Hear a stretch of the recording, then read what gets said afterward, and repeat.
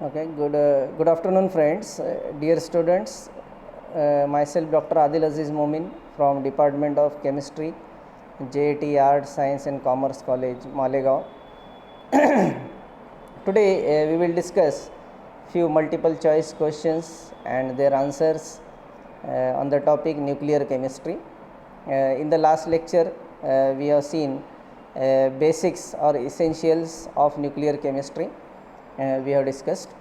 Now today, as we are closing to the examination of SPPU, I have decided to deliver to release this lecture on MCQs. Let us see whatever we have discussed in the last lecture.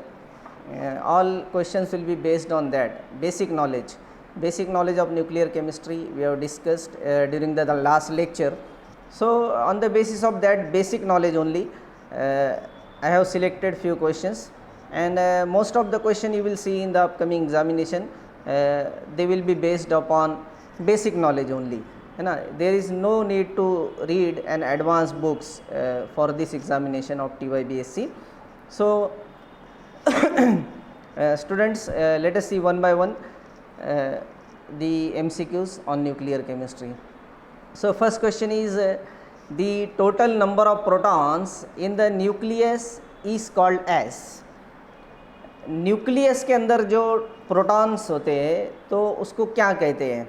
Options है mass number, atomic number, both mass number and atomic number, और you can say N, capital N. ये चार option हमको दिए गए. The total number of protons in the nucleus क्या indicate करता है ये? You should know this thing कि number of protons in the nucleus of an atom represent its atomic number. याद रखना है आपको.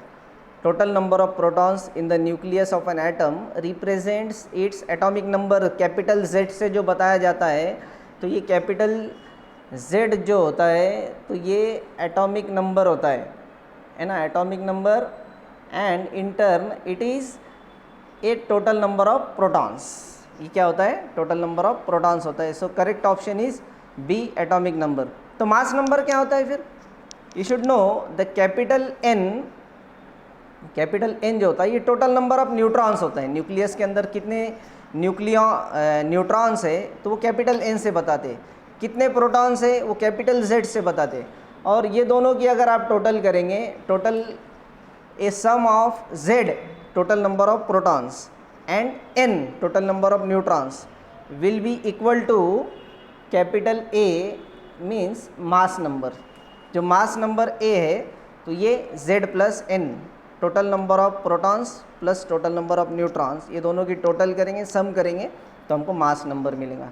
लेकिन यहाँ पे हमारा क्वेश्चन क्या था? Total number of protons in the nucleus.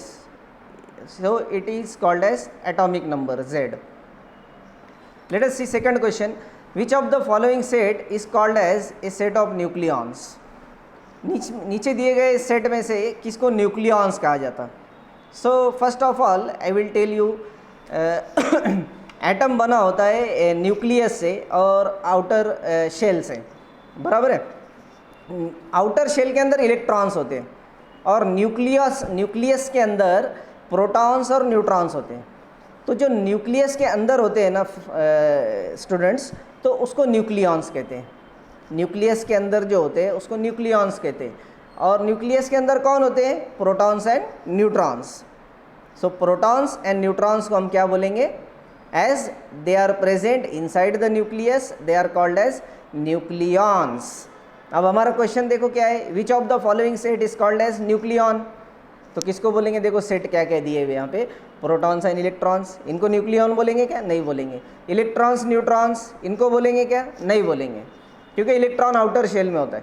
Protons and neutrons, see protons and neutrons will be the correct answer. Okay, because protons and neutrons are present inside the nucleus and hence they are called as nucleons. Let us see third question. The exact mass of one proton is. देखो ये question भी हमारे MCQs type में पूछा जा सकता है, बिल्कुल पूछा जा सकता है. तो हमको एग्जैक्ट मास ऑफ प्रोटॉन और न्यूट्रॉन मालूम होना चाहिए. So I will tell you exact mass of one proton is 1.007825 AMU. कितना होता है? 1.007825 AMU. और अगर न्यूट्रॉन का अगर पूछा जाए उसी जगह पे, तो आपको neutron, you should know this thing, neutron is heavier than proton. Proton से उसका वज़न थोड़ा ज़्यादा होता है. तो ज़्यादा कितना होता है? ये यहाँ पे जो बी ऑप्शन दिया हुआ है 1.008665 is the exact mass of one neutron, है ना. अगर न्यूट्रॉन का पूछा जाता है तो आप बी ऑप्शन सिलेक्ट करेंगे 1.008665. But here question is the exact mass of one proton is, तो हम लिखेंगे यहाँ पे ए 1.007825. ओके, लेट अस गो अहेड. देखो यहाँ पे एक राइट साइड में मैंने इमेज यहाँ पे रखी है. ऐसे इन जनरल हमको रिप्रेजेंटेशन याद होना चाहिए. न्यूक्लियर केमिस्ट्री के अंदर कोई भी एलिमेंट को इस तरह से रिप्रेजेंट किया जाता है. एक्स इज़ एलिमेंट, ये जो एक्स है तो ये कोई एलिमेंट है. जेड जो होता है लेफ्ट लोअर कॉर्नर पे, तो वो नंबर ऑफ प्रोटॉन्स इंडिकेट करता है ना. उसको एटॉमिक नंबर भी बोलते हैं. जो कैपिटल एन है लोअर राइट कॉर्नर पे, तो वो total number of neutrons indicate करता है. एंड जो कैपिटल ए जो टॉप में लिखा जाता है, लेफ्ट या राइट दोनों तरफ लिख सकते हैं आप बोलो, तो कैपिटल ए होता है mass number. It is the sum of Z and N, total number of protons and neutrons, तो वो मास नंबर होता है. ओके, ये नॉलेज भी आपको मतलब ये काम आएगा न्यूक्लियर केमिस्ट्री के क्वेश्चंस सॉल्व करने में. Let us see the next question. Carbon 13 and carbon 14 are. Simple question है. कार्बन 13 और कार्बन 14 ये क्या है? आइसोबार्स, आइसोटोन्स, आइसोटोप्स, आइसोमर्स, है ना. आइसोबार्स मतलब क्या होता है? Same mass. देखो ये जो कार्बन 13 जो है, तो ये 13 इसका मास है, कार्बन 14 इसका मास है. Do they have same mass? No. 13-14 इनके मासेस है, तो they are not isobars. B option है isotones. Iso means same, tones means neutrons. अब देखो ये दोनों के अंदर न्यूट्रॉन सेम है क्या? अगर आप देखेंगे कार्बन 13 के अंदर 6 उसका एटॉमिक नंबर है, तो 7 न्यूट्रॉन्स है उसके अंदर. कार्बन 13 के अंदर 7 न्यूट्रॉन है और कार्बन 14 के अंदर 8 न्यूट्रॉन है ना. तो दोनों के न्यूट्रॉन भी सेम नहीं है. ओके, तो बी ऑप्शन भी रॉन्ग है. अब देखो सी ऑप्शन देखेंगे, isotopes. Iso means same, topes means protons. Do they have same number of protons? Carbon carbon है दोनों भी, तो दोनों के proton number of course same रहेंगे. Z is equal to 6 in both the cases, so they are undoubtedly isotopes, है ना. क्या रहेंगे वो? आइसोटोप्स रहेंगे. कार्बन कार्बन दिया है ना, हाइड्रोजन हाइड्रोजन देंगे तो आइसोटोप हुए, हीलियम हीलियम देंगे आइसोटोप हुए, है ना. इस तरह से भी आप उसको गेस कर सकते हैं. दे हैव, बट देखो कभी कभी सेम एलिमेंट होते हैं लेकिन वो आइसोमर्स होते हैं. याद रखना, सेम एलिमेंट होते हैं लेकिन वो आइसोमर्स होते हैं. जैसे for example cobalt 60 and cobalt 60M, है ना. ये दोनों देखो अभी आप देखेंगे कि ये आइसोटोप भी दिखाई दे रहे हैं, लेकिन at the same time they have same A value also. उनका मास भी सेम है 60, तो फिर वो तो आइसोबार भी हुए, है ना. ऐसे टाइम में क्या होता है, सिर्फ ऐसा नहीं देखना है कि दोनों कार्बन है तो वो आइसोटोप है. कभी कभी वो आइसोमर्स भी हो सकते हैं. एक मेटास्टेबल रहता है दोनों में से और एक स्टेबल रहता है. एक हाई एक्साइटेड स्टेट में रहता है, एक ग्राउंड स्टेट में रहता है ना. तो ये भी आपको ख्याल रखना है. अब यहाँ पे देखो कार्बन कार्बन है तो मैंने आइसोटोप लिख दिया, लेकिन कब लिखा कि दोनों का मास अलग है, एक का 13 है एक का 14 है. ऐसी केस में ये आइसोटोप्स कहलाएंगे. अगर समझ लो दोनों कार्बन है, दोनों का मास भी सेम है, तो फिर वो क्या रहेंगे? आइसोमर्स रहेंगे, है ना. ये हमको गेस करते आना चाहिए. Let us see next question. Sodium 23 and magnesium 24 are the examples of. देखो फिर से उसी फील्ड का क्वेश्चन है. Isobars, isotones, isotopes, isomers. Sodium और मैग्नीशियम दोनों का मास सेम है क्या? यहाँ पे 23, 24 नहीं, सेम नहीं है, आइसोबार नहीं है ना.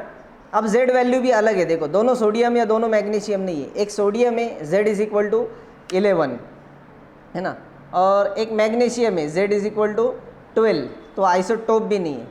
तो अब क्या बच जाता है? आइसोमर्स का भी क्वेश्चन ख़त्म हो जाता, क्योंकि वो सेम न्यूक्लियस नहीं है, सेम एलिमेंट नहीं है, तो आइसोमर्स भी नहीं है, आइसोबार्स भी नहीं है, और at the same time isotopes भी नहीं है, तो एक ही ऑप्शन बच जाता हमारे पास आइसोटोन्स।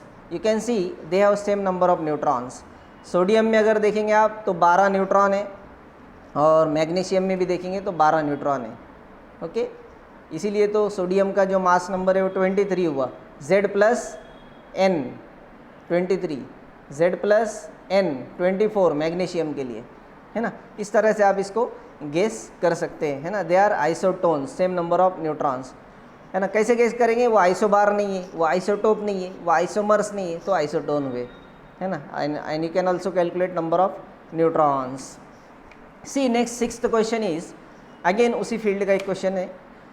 हाइड्रोजन 3 ट्रिटियम भी कहा जाता है इसको, and helium 3 are the examples of. बहुत सिंपल है, हाइड्रोजन 3 उसका मास कितना है? 3 है, एंड हेलियम 3 कितना मास है? 3, सेम मास, आइसोबार्स, है ना।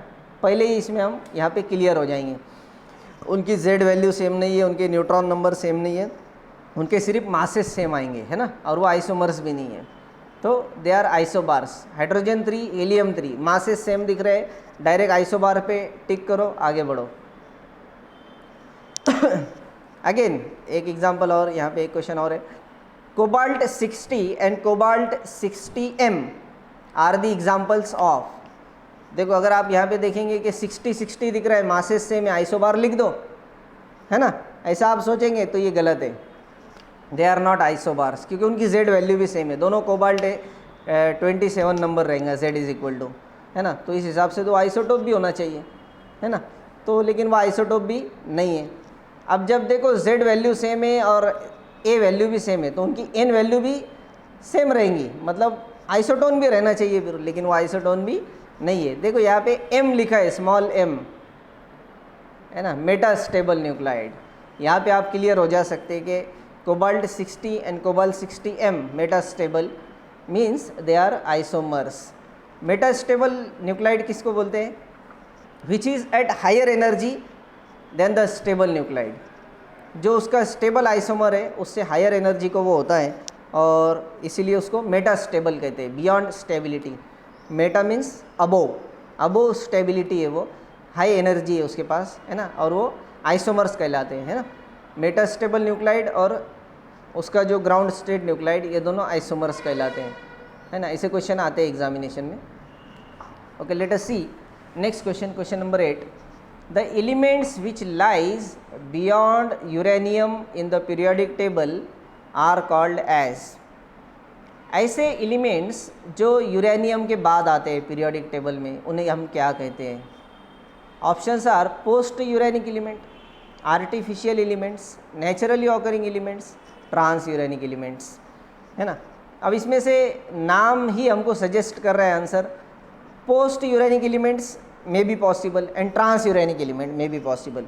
तो you should know this thing, आपको ये पता होना चाहिए कि यूरेनियम के बाद आने वाले एलिमेंट्स को ट्रांस यूरेनिक एलिमेंट कहते हैं। So D is the correct answer, है ना। कुछ लोग कंफ्यूज होकर यहाँ पे पोस्ट यूरेनिक एलिमेंट पे भी टिक कर सकते हैं, लेकिन you should know this thing, the elements which comes after uranium in the periodic table are called as trans uranic elements. And also I should mention one thing here, all the elements which comes after uranium in the periodic table are artificial elements. क्या होते हैं वो? सब artificial है। Uranium 92 तक जितने element आए हैं ना, वो सब नेचुरली ऑकरिंग है ना, वो सब क्या है? नेचुरली ऑकरिंग है, और उसके बाद वाले जितने भी एलिमेंट्स है वो आर्टिफिशियल है। और उसके अलावा यूरेनियम से पहले भी कुछ एलिमेंट आते हैं जिनको आर्टिफिशियल एलिमेंट्स कहा जाता है, वो बनाए जाते हैं लैब में, नेचुरली ऑकरिंग नहीं है। इसीलिए यहाँ पे आर्टिफिशियल एलिमेंट सिलेक्ट करना रॉन्ग है, गलत है ना, क्योंकि इनको ट्रांस यूरेनिक एलिमेंट्स सही नाम है। ऑल द एलिमेंट्स आर दो artificial, they are called as transuranic elements, because जो प्री यूरेनियम भी कुछ एलिमेंट्स है जो आर्टिफिशियल है ना, ये रीज़न यहाँ पे हम दे सकते हैं। Let us see next question. When two nuclides combine with each other to produce a heavy nuclide, the nuclear reaction is termed as. दो लाइटर न्यूक्लाइड कंबाइन होके जब हेवी न्यूक्लाइड बनता है तो ये न्यूक्लियर रिएक्शन को क्या कहते हैं? Options are nuclear fission, nuclear fusion, nuclear scattering, photonuclear reaction. मैं वन बाय वन आपको इसके मीनिंग समझाता हूँ। न्यूक्लियर फिशन किसको बोलते हैं कि कोई बड़ा न्यूक्लियस, फिशन का मतलब होता है कि टुकड़े होना, है ना, टुकड़े हो जाना, फिशन का मतलब होता है। न्यूक्लियर फिशन कोई बड़े न्यूक्लियस के दो या उससे ज़्यादा टुकड़े हो जाना, इसको बोलते हैं nuclear fission. Nuclear fusion, fusion मतलब एक दूसरे में फ्यूज़ हो जाना, पेवस्त हो जाना। तो यहाँ पे दो छोटे न्यूक्लाइड मिलते हैं एक दूसरे में और बड़ा न्यूक्लियस बनता है, उसको न्यूक्लियर फ्यूजन कहते हैं। न्यूक्लियर स्कैटरिंग को किसको बोलते हैं? न्यूक्लियर रिएक्शन के अंदर हम क्या करते हैं, एक प्रोजेक्टाइल बम्बार्ड करते हैं टारगेट पे, और वो जो बम्बार्ड करते हैं तो सम टाइम क्या होता है, बम्बार्डिंग होने के बाद दोनों अलग अलग डायरेक्शन में निकल जाते हैं, इसको स्कैटरिंग बोलते हैं, न्यूक्लियर स्कैटरिंग। और चौथा जो ऑप्शन है photo nuclear reaction, photo nuclear reaction उसको बोलते हैं कि जो न्यूक्लियर रिएक्शन फोटॉन्स के ज़रिए, लाइट फोटॉन्स के ज़रिए शुरू किए जाते हैं, एच न्यू जो बोलते हैं ना हम, एच न्यू, तो ये लाइट फोटॉन्स के ज़रिए जो न्यूक्लियर रिएक्शन इनिशिएट किए जाते तो उनको फोटो न्यूक्लियर रिएक्शंस बोलते हैं। ओके, अब यहाँ पे हमारा क्वेश्चन था when two nuclides combine with each other to produce an heavy nucleus, heavy nuclide, है ना, दो छोटे न्यूक्लियस मिलके एक बड़ा न्यूक्लियस बना, तो क्या हो गया, फ्यूजन हो गया, है ना। So B is the correct answer, nuclear fusion. This process is called as nuclear fusion. और अगर उसी का उलट बड़ा न्यूक्लियस अगर टूट के दो छोटे न्यूक्लियस बन जाए तो इसको हम क्या बोलेंगे, न्यूक्लियर फिशन बोलेंगे, जो ए ऑप्शन है ना। क्वेश्चन में कम ऑन दैट टॉपिक, है ना, you should remember this. Next question is question number 10। The fundamental and indivisible constituents of an atom are called as Dalton atomic model के हिसाब से एटम को हम पुराने ज़माने में indivisible fundamental particle of matter मानते थे कि एटम ये डिविजिबल नहीं है और फंडामेंटल पार्टिकल है दुनिया का, मैटर का। देन हमने को आगे चल के रिसर्च की, जैसे जैसे मतलब इवोल्यूशन हुआ रिसर्च के अंदर, तो हमको पता चला कि एटम डिविजिबल है और वो प्रोटॉन्स, न्यूट्रॉन्स और इलेक्ट्रॉन्स से बना है, मीन्स एटम इज़ डिविजिबल। और उसके आगे जब और रिसर्च हुआ तो अब पता चला कि protons and neutrons are also divisible, वो भी डिविजिबल है और किसी और चीज़ से बने हैं, और टुकड़ों से बने हैं। And those particles, those parts of protons and neutrons are called as quarks, उनको हम क्या बोलते हैं, क्वार्क्स बोलते हैं। And modern day physicist, particle physicists consider these quarks as a fundamental indivisible constituent of matter। ये जो क्वार्क्स है तो ये फंडामेंटल पार्टिकल्स है और इंडिविजिबल है, ये अब फर्दर डिवाइड नहीं होंगे, ये किसी और चीज़ से नहीं बने, ये फंडामेंटल पार्टिकल है और इंडिविजिबल है ना। तो ये क्वेश्चन यहाँ पे किया गया है कि the fundamental and indivisible constituent of an atom are called as, तो आपको देखना है क्वार्क्स कहाँ पे लिखा है, quarks, gluons and electrons. A जो ऑप्शन है ये करेक्ट ऑप्शन है ना, बिकॉज नीचे के ऑप्शन में अगर देखेंगे प्रोटॉन्स ये डिविजिबल है, उसके बाद नेक्स्ट ऑप्शन देखेंगे न्यूक्लियस डिविजिबल है, प्रोटॉन न्यूट्रॉन से बना है। एटम इज इनडिविजिबल, नो, ये तो बहुत ही रॉन्ग है ना, atom is divisible. Next question see, the radioactivity exhibited by naturally occurring elements is called as. देखो ऐसा क्वेश्चन भी आ सकता है एग्जामिनेशन में। नेचुरली ऑकरिंग एलिमेंट से जो रेडियो एक्टिविटी निकलती है उसको क्या बोलते हैं? So option is very clear, natural radio activity is the correct answer. Naturally occurring element जो रेडियो एक्टिविटी एग्जिबिट करेंगे उसको नेचुरल रेडियो एक्टिविटी कहा जाता। और आर्टिफिशियल जो एलिमेंट्स है लैब में बनाए गए, तो वो जो रेडियो एक्टिविटी एग्जिबिट करेंगे तो उसको आर्टिफिशियल रेडियो एक्टिविटी कहा जाएगा, है ना। और उसके बाद नेक्स्ट ऑप्शन है जो न्यूक्लियर डिकम्पोजिशन, ये रॉन्ग ऑप्शन है, और नन ऑफ दिस ये भी रॉन्ग ऑप्शन है। Okay, natural radioactivity is exhibited by naturally occurring elements, naturally occurring nuclides. Let us see next question. There are total dash dash number of stable nuclides. You know, around or you can say more than 2000 nuclides have been studied till date by the scientist of nuclear chemistry. 2000 से ज़्यादा nuclides study किए जा चुके हैं अभी तक, known है science के अंदर। उसमें से नंबर ऑफ स्टेबल न्यूक्लाइड्स कितने हैं ये आपको यहाँ पे क्वेश्चन किया गया है। So I will tell you here there are 274 stable nuclides. कितने हैं? 2000 से ज़्यादा न्यूक्लाइड्स नोन है, जिसमें से स्टेबल न्यूक्लाइड्स की तादाद कितनी है? 274, 274 स्टेबल न्यूक्लाइड्स हैं। आपको ये याद रखना रहेंगे यहाँ पे। तो 55 क्या है? पहला जो ऑप्शन है ए 55, ये डिवाइड किया गया है। जो 274 स्टेबल न्यूक्लाइड्स है इसके अंदर E1Z and E1N, even number of proton even number of neutron वाले जो न्यूक्लाइड्स है वो है 165। उसके बाद अगर आप देखेंगे E1Z, even number of proton odd number of neutron, ऐसे अगर न्यूक्लाइड देखेंगे तो वो 55। उसके बाद आप देखेंगे कि odd number of protons and even number of neutrons वाले न्यूक्लाइड्स कितने हैं तो वो मिलेंगे 50। और अगर आप देखेंगे ऐसे न्यूक्लाइड्स, ऐसे स्टेबल न्यूक्लाइड्स जिनके अंदर दोनों भी ऑड है, neutron number and proton number दोनों भी ऑड है, तो ऐसे बहुत ही कम स्टेबल न्यूक्लाइड्स है और वो है 4। Number of such stable nuclides are only 4, odd number of neutron odd number of protons. और दोनों भी अगर इवन है, even number of protons even number of neutrons, तो ऐसे न्यूक्लाइड से 165। और हमारा क्वेश्चन यहाँ पे किया गया था हमको there are total dash dash number of stable nuclides. तो ये सब की अगर आप जमा करेंगे, टोटल करेंगे तो वो हो जाएंगी 274 total number of stable nuclides. Question number 13 है हमारे पास, elements above mass number dash dash are all unstable nuclides, or unstable nuclides are also called as radioactive nuclides. You should know this thing. All unstable nuclides are also called as radioactive nuclides because unstable nuclides emits nuclear radiations or particles. They are also called as radioactive nuclides. कौन से mass number के ऊपर के सभी nuclides radioactive है या unstable है, ये हमारा क्वेश्चन है। You should know this thing very well.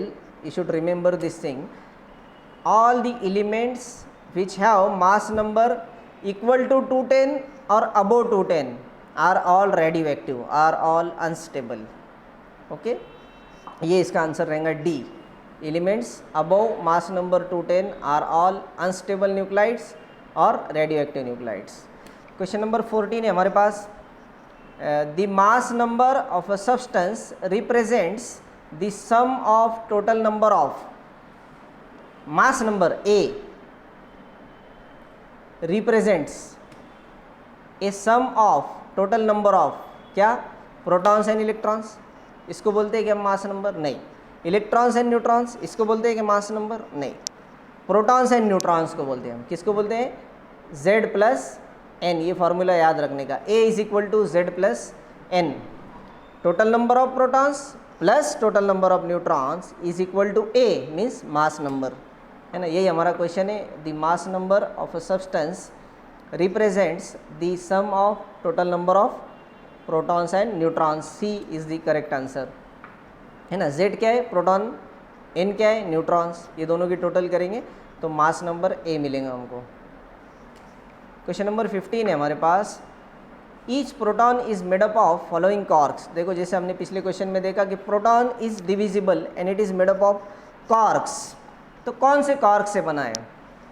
Cork के सबसे पहले मैं आपको बता दूं कि 6 फ्लेवर्स हैं, नॉन फ्लेवर्स एंड 3 कलर्स है। 3 क्या है? उसके कलर्स है। इस तरह के हर एक फ्लेवर का कॉर्क 3 कलर में होता है, तो टोटल 18 कॉर्क्स होते हैं। फ्लेवर और कलर के हिसाब से अगर उसको आप क्लासीफाई करेंगे तो टोटल कितने कॉर्क्स होते हैं? यहाँ पे 18 कॉर्क्स होते हैं, है ना। हर एक फ्लेवर का कलर 3 कलर में रहेगा, हर एक फ्लेवर का कॉर्क 3 कलर में रहेगा, तो 6 flavour 3 colour is equal to 18 quarks. इन्हीं कॉर्क्स में से प्रोटॉन्स बने होते हैं, तो प्रोटॉन बने होते हैं 3 कॉर्क से। वो 3 कॉर्क कौन से हैं? मैं यहाँ पे आपको एक हिंट देता हूँ कि प्रोटॉन और न्यूट्रॉन दोनों भी 3 कॉर्क से बने होते हैं। Proton and neutron both are made up of 3 quarks each. Now आपको देखना है यहाँ पे प्रोटॉन पे चार्ज कितना होता है +1 और न्यूट्रॉन पे 0। तो अब आपको मैं एक यहाँ पे हिंट देता हूँ, प्रोटॉन का चार्ज +1 है और न्यूट्रॉन का चार्ज 0 है, तो प्रोटॉन हमेशा अप रहेगा। क्या रहेगा? प्रोटॉन अप रहेगा, +1 में है, और न्यूट्रॉन 0 है मतलब डाउन रहेगा। तो प्रोटॉन जो 3 कॉर्क से बनता है वो है up up down. C is the correct answer. Each proton is made up of following quarks. ये कैसे पहचानेंगे आप? प्रोटॉन +1 होता है ना, प्रोटॉन भी 3 कॉर्क से बना है, न्यूट्रॉन भी 3 कॉर्क से बना है, लेकिन प्रोटॉन अप होता है, +1 होता है, तो ये अप अप डाउन से बना है। और इसी तरह अगर न्यूट्रॉन का पूछा जाए आपको क्वेश्चन, तो आपको बताते आना चाहिए ये जो बना है तो डाउन डाउन अप, और यू कैन से अप डाउन डाउन। इसमें 2 डाउन है। UDD is the composition of 1 neutron and UUD is the composition of 1 proton. Okay, let us go ahead. 16 तो क्वेश्चन अभी जो बता दिया मैं आपको कि न्यूट्रॉन किससे बना है। न्यूट्रॉन का चार्ज 0 है, तो ये क्या है? डाउन है ना। DDU यू कैन से इससे बना है। देखो तो DDU कौन सा ऑप्शन है? Option D. UDD ये ऑप्शन है, तो न्यूट्रॉन का कंपोजिशन हम ये वाला देंगे। See next question.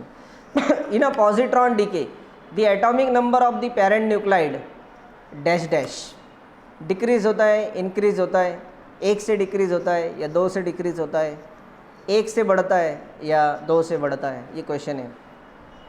नाउ यहाँ पे एक चीज़ मैं आपको हिंट पहले दे देता हूँ कि बीटा डीके के अंदर ये 2 डीके फेमस है। एक है पॉजिट्रॉन मतलब बीटा प्लस, और एक है बीटा डीके, यू कैन से electron, emission of electron, beta particle, beta minus particle का इमिशन। ये दोनों को एटॉमिक नंबर पे क्या इफेक्ट होता है ये हमको देखना है। दोनों का मास जो होता है ना, तो ये 0 है, मास निग्लिजिबल है दोनों बीटा पार्टिकल्स के, तो मास नंबर पे कोई इफेक्ट नहीं होता, मास नंबर अनअफेक्टेड रहता है बीटा डीके पॉजिट्रॉन डीके के अंदर। सो चेंज क्या होता है? एटॉमिक नंबर में होता है।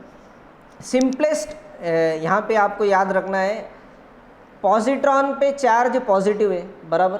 पॉजिट्रॉन पे क्या चार्ज है? पॉजिटिव है, तो यहाँ पे Z-1 करना है आपको, या प्लस है ना तो यहाँ -1 करना है। Means atomic number, Z means atomic number आपको 1 से कम करना है। और इसका अपोजिट, अगर बीटा माइनस पार्टिकल अगर निकलता है किसी न्यूक्लियस से, तो आपको ये माइनस निकला है ना तो यहाँ प्लस करना है, Z+1, एटॉमिक नंबर 1 से बढ़ाना है। अब देखो यहाँ पे बहुत सिंपल हो गया हमको क्वेश्चन अगर आप पढ़ेंगे ये देखने के बाद। In a positron decay the atomic number of the parent nuclide, positron plus beta plus गया है मतलब एटॉमिक नंबर क्या होगा? -1 होगा, decreases by 1 is the correct answer. और अगर इसका अपोजिट अगर क्वेश्चन बदल दिए, फ्लिप कर दिया मैंने, अगर in a beta minus decay the atomic number of the parent nuclide, तो आप लगे फ़ौरन बोलोगे इंक्रीजेस बाय 1, है ना। बीटा माइनस निकला तो +1 होगा, बीटा प्लस निकला तो -1 होगा। ये आपको यहाँ पे नोट करके रखना है हमेशा के लिए। देखो ऐसे क्वेश्चन एक आ गया हमारे सामने, sodium 24 on emission of beta minus particle gives, क्या निकला यहाँ पे? कौन सा पार्टिकल निकला? बीटा माइनस, मतलब क्या होगा? Z में +1 होगा। सोडियम की Z वैल्यू 11 है, +1 कर दिया मैंने, 12 हो गई।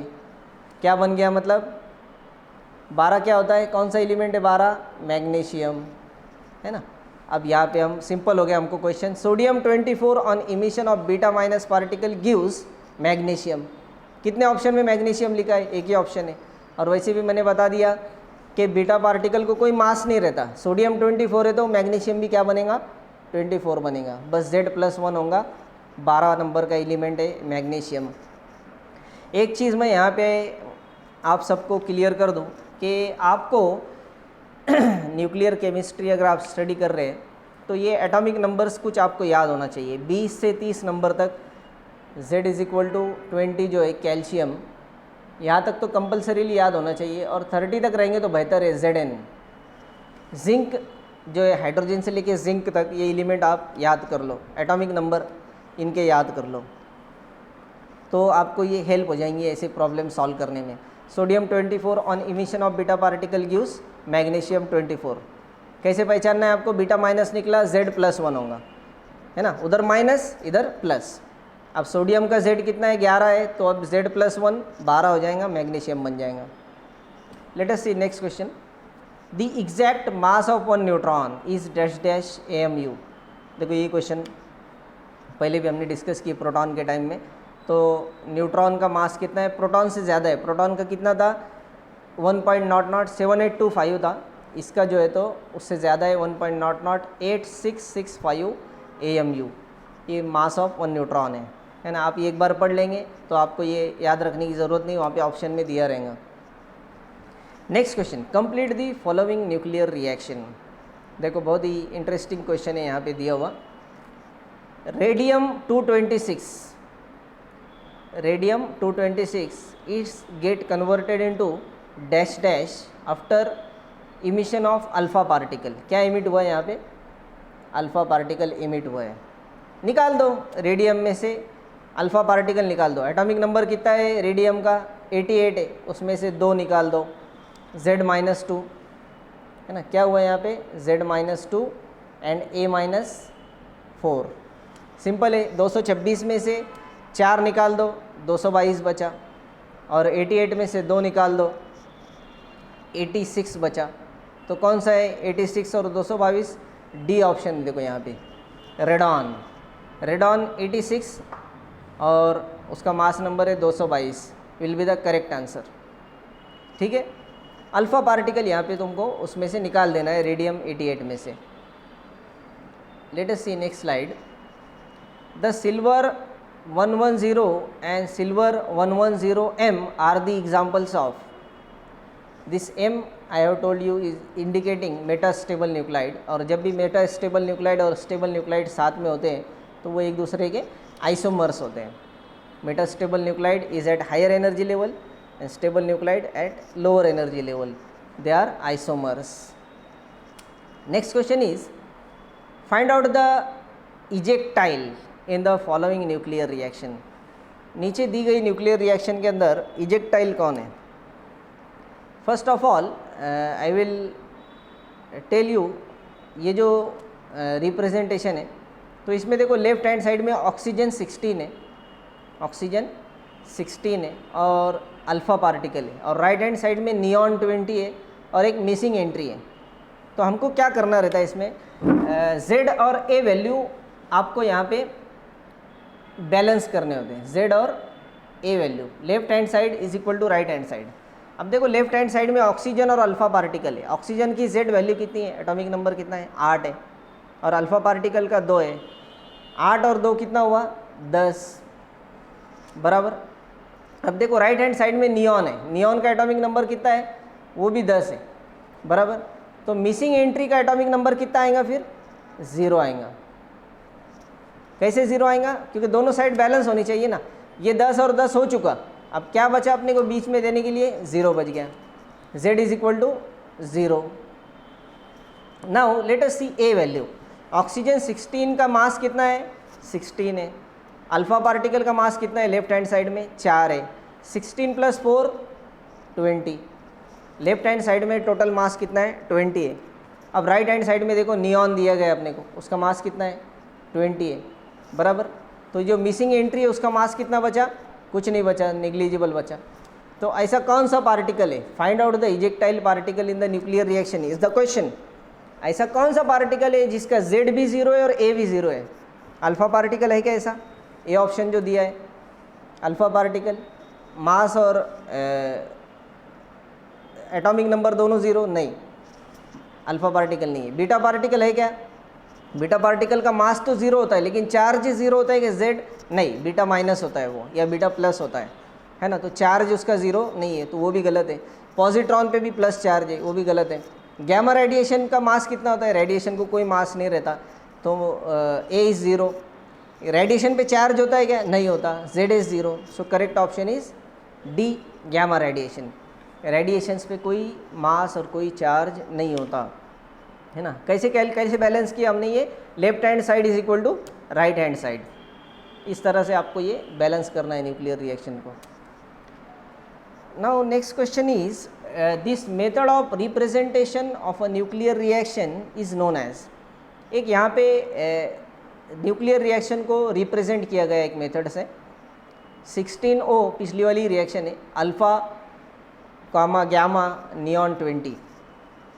This method of representation of a nuclear reaction is called as, ये कौन सी मेथड है रिप्रेजेंट, रदरफोर्ड्स में रिप्रेजेंटेशन है, बेथेस नोटेशन है, क्यूरीज रिएक्शन है, या ऑटोमन रिप्रेजेंटेशन है।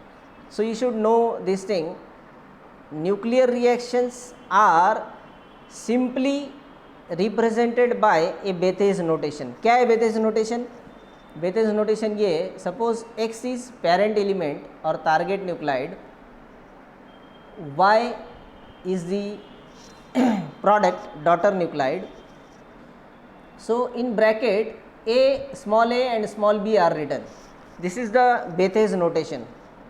Bethes notation ये न्यूक्लियर रिएक्शन को बताने का, जिसमें X जो होता है तो ये X को कहते हैं हम टारगेट, जो A होता है इसको बोलते हैं हम, this is target, this is projectile, this is ejectile, and this Y is called as a daughter और रिकॉइल, इसको बोलते हैं रिकॉइल, है ना।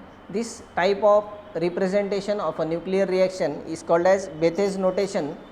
तो ये जो हमको दिया गया जो रिप्रेजेंटेशन है, ऑक्सीजन 16 से नियॉन बना और ब्रैकेट में अल्फ़ा और गैमा है, जिसमें अल्फ़ा प्रोजेक्टाइल है, गैमा इजेक्टाइल है, तो ये रिप्रेजेंटेशन को हम क्या चुनेंगे, correct option, it is Bethe's notation. ऐसा भी आ सकता है, X in bracket A comma B gives Y, this notation is called as Bethe's notation. Correct option आपको देना है बेथेस नोटेशन। ऐसा भी क्वेश्चन आ सकता है, देखो ऑब्जेक्टिव टाइप में, in Bethe's notation X in bracket A comma B Y, X is called as, X को क्या बोलते हैं, तो हमको यहाँ पे करेक्ट ऑप्शन चुनना रहेगा टारगेट न्यूक्लियस। अगर ऐसा आया कि स्मॉल a को क्या कहते हैं, तो हमको करेक्ट ऑप्शन चुनना रहेगा प्रोजेक्टाइल। ऐसा भी क्वेश्चन आ सकता है कि in this Bethe's notation B is called ejectile, correct option ejectile रहेगा, और Y क्या रहेगा, रिकॉइल, R, है ना, रिकॉइल रहता है, Y को हम क्या बोलते हैं, रिकॉइल एलिमेंट और daughter nucleus. Let us see next question, the unit of nuclear reaction cross section is, you know, किसी भी टारगेट न्यूक्लियस का न्यूक्लियर रिएक्शन क्रॉस सेक्शन गिना जाता कि उसके पर सेंटीमीटर स्क्वायर एरिया में पर सेकंड में कितने न्यूक्लियर रिएक्शन हो रहे हैं, पर्टिकुलर प्रोजेक्टाइल की फ्लक्स बम्बार्डमेंट के बाद कितने न्यूक्लियर रिएक्शन हो रहे हैं, इसको न्यूक्लियर रिएक्शन क्रॉस सेक्शन कहते हैं। Number of nuclear reaction that takes place per centimetre square per second of a target nucleus when a unit density of the projectile is bombarded. तो यहाँ पे हमको इसका यूनिट पूछा गया है कि न्यूक्लियर रिएक्शन क्रॉस सेक्शन का यूनिट क्या है। So you should know this, nuclear reaction cross sections are measured in barns, BARNS, barns में वो गिना जाता है। Question number 25, the heaviest stable nuclide in nature is dash dash. Heaviest stable nuclide जो nature में होता है तो वो कौन सा है, उसके बाद आने वाले सभी जो न्यूक्लाइड है वो अनस्टेबल रहेंगे। Heaviest stable nuclide, so that is, you should know this thing, heaviest stable nuclide that occurs in nature is bismuth 209। bismuth जिसका मास है 209, atomic number 83, is the heaviest stable nuclide that occurs in nature, है ना। heaviest stable nuclide that occurs in nature is you know, heaviest nuclide, heaviest वो uranium 92, ये सबसे heaviest nuclide है जो nature में मिलता है, लेकिन वो स्टेबल है क्या, नहीं। यहाँ पे क्वेश्चन को बाइफर्केट किया गया है। Heaviest unstable nuclide that occurs in nature अगर पूछा जाए तो वो यूरेनियम 92 रहेगा, वो ये रहेगा।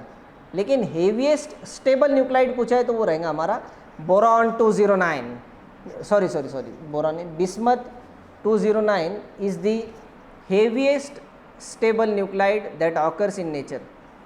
All the elements up to uranium 92 occurs in nature, but the nuclides which occurs after bismuth 83 are all unstable, are all radioactive. Okay, so this is enough for today's lecture. I will post a new video very soon again on this MCQs on nuclear chemistry.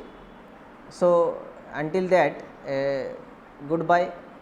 Thank you for watching and listening to my lecture. Do also subscribe to our channel JAT Arts, Science and Commerce College. Thank you very much.